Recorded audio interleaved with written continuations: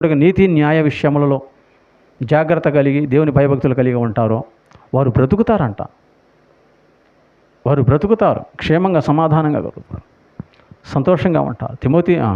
యోహాను రాసిన 2వ పత్రికలో మనం చదువుకున్నాం కదా,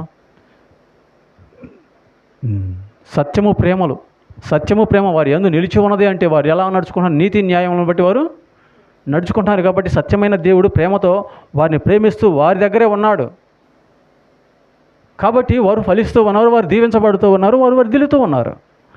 అలా కాకుండా నువ్వు ఆజ్ఞ విషయంలో నిర్లక్ష్యంగా ఉంటే, నీ ప్రవర్తన విషయంలో నువ్వు అజాగ్రత్తగా ఉంటే జాగ్రత్త, చచ్చిపోతావు.